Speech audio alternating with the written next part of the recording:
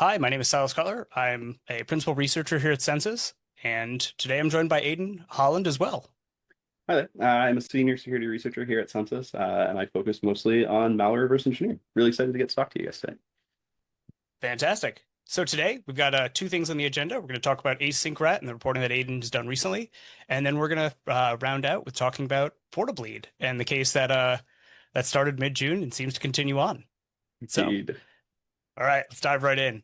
So, Aidan, what was it last week that you published on AsyncRAT? And I think this is the second post you've had on AsyncRAT. Uh, Tell us about what you found. For sure. Yeah. So AsyncRAT's kind of a funny one.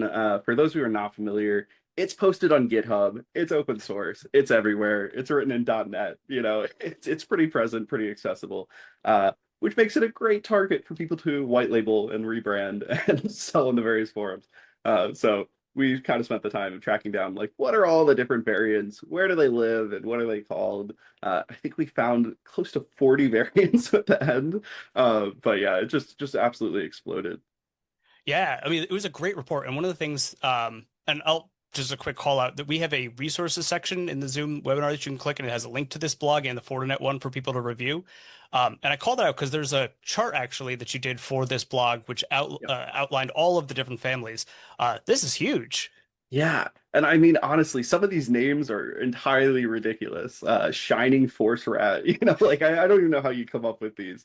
But yeah, it kind of shows exactly what we can see, what we can't see. And honestly, a lot of the ones that we can't see are probably just not rebranded very well. So it's just probably going to show up as basic AsyncRAT.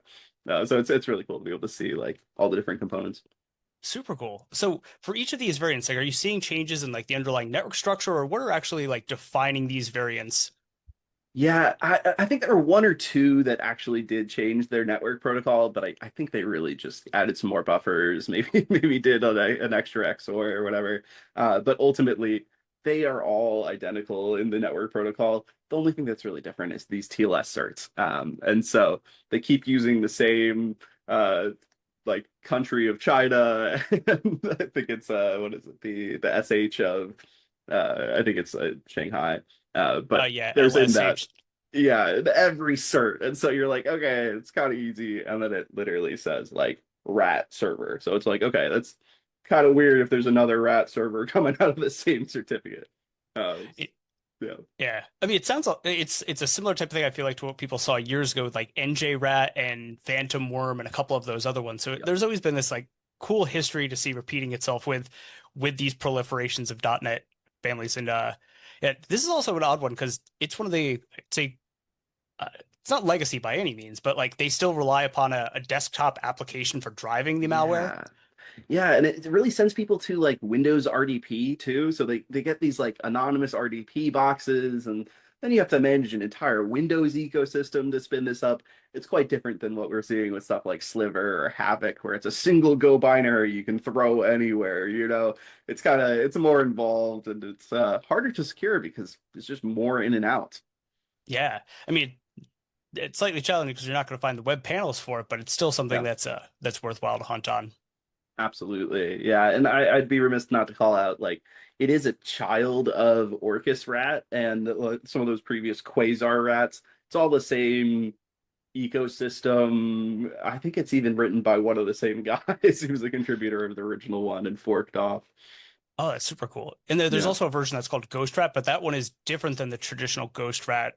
Correct. Yeah. There's the 2006 Ghost Rat that was, I think it was Southeast Asian related. And then there's this new one, which I think they were really just taking advantage of. All right, when someone Googles Ghost Rat, it goes to the 2006 one and not the new one, which we see a ton with the ghosts or the different core names. Oh yeah, and Ghost Rat was pretty iconic. Like it was back in the early APT scene in the early 2010s. Like Ghost Rat and Poison Ivy were major players, and Ghost Rat had that iconic like GH0 ST as part of its like actual check-in request, which was pretty iconic in the snort rules. Well, and that one, so we actually do have a custom scanner for the original Ghost Rat, which we were seeing some hits for up until I think about 2023, where it entirely dropped off. And it just, we couldn't find anything they might have changed it or, tweaked it a little bit, or it just So truly died.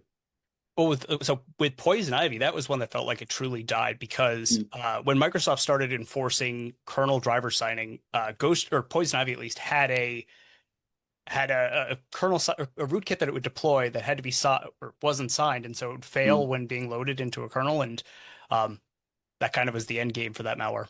Yeah, hard to come back from that. So, all No, that's right, great.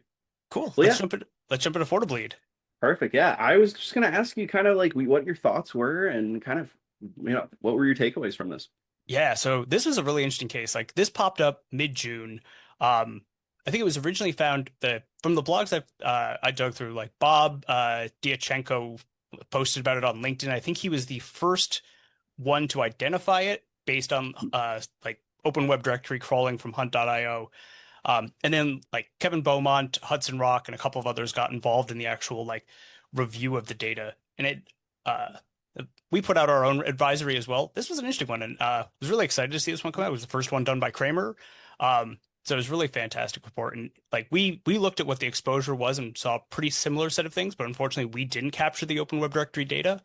Um, so a little bit of a blind spot to it, but the piece that I've been looking at over the past couple of days is Orca Security put out their own follow-on blog post, and I'll make sure the link gets included in like the show notes, um, where they didn't provide a lot of evidence, but they noted a couple of interesting things. One, which was potentially a tool called FortiGate Sniffer, which I'm really interested to dig into more. I haven't found a copy yet, so if anyone finds a copy, my DMs are open.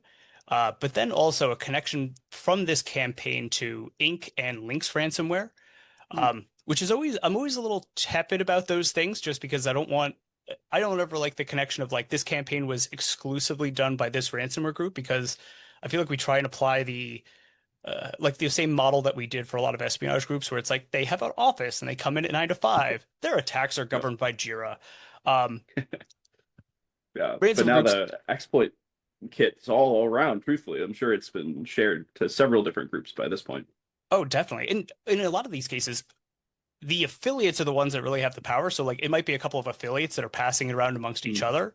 Um, Interestingly, back in I think it was 2023, I did a report actually on an open web directory that I found with some Akira affiliates and their whole FortiGate Mm. or Fortinet targeting toolkit. So it is really interesting to see because especially when looking at these types of data where you have an organized group going after like a VPN appliance, a lot of times you'll see data that's from one exploit that's waiting to be like connected with a second exploit and used in order Mhm. to fully gain access to systems. Because for some of these, it's actors chaining one like low risk vulnerability with a medium to another medium to eventually triggering a full exploit chain of something high. Sure. So for this one, what type of vulnerabilities are like, we got a lot of questions about this one where it's like, how can we track this and how, what vulnerabilities are involved? Yeah, so I'll actually recommend taking the step back slightly from it and not necessarily worrying about the vulnerability specifically that are being targeted. It's that this is becoming a standing capability to be able to conduct these attacks as new vulnerabilities start to come into play. Having that organized that full pipeline of we can identify the devices, we can then push them through an exploitation pipeline, and then move that into something where it's ready for human operators or someone else to go and actually do the legwork. Having that level of organization maturity is a worrisome thing, but it's what happens also when threat actors start to become highly sophisticated. Yeah. So I'm sure the question on everybody's mind is like, were there any Claude or Anthropic footprints in this kit? Like, what was your view on that? So I haven't seen a copy of the Open Web Directory data yet, so I'm not sure like like totally sure yet, but I'm very interested to dig into it more. The one piece that I have been looking at as well, and actually also from the Orca security blog, is there was a C2 server that they flagged as tied to some of this activity. Um, and oddly, it was running OpenFlow a few weeks ago, and I'm still not quite Hmm, sure what that was, but it's a mystery to still run strange. down. Yeah, we'll have to look at that. So, one last piece I wanted to call out for this case.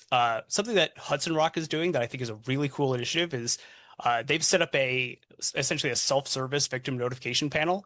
So Hmm. there's a couple models for how to do if you're in a situation like this where you find an open web directory, you see 70, 80,000 infected systems, and you need to do bulk notification, this is a really hard problem without law enforcement.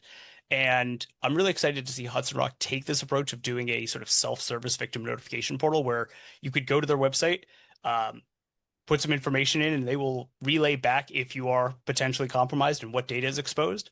Um, Allison Nixon in Unit 221B did this years and years ago with ExchangeGate. I did it with um, 3CX, and there's been a couple of other like projects like this since, and I'm really excited to see the like this defender doctrine kind of advance a little bit.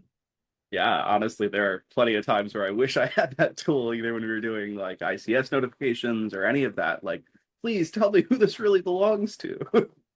So I think it's also a good model as well for doing victim notification because if you're cold calling companies, it is a very difficult process because you need to convey something that is hyper technical to sometimes like a C-level audience, and trying to be like, I have this open web directory to show you does not land well.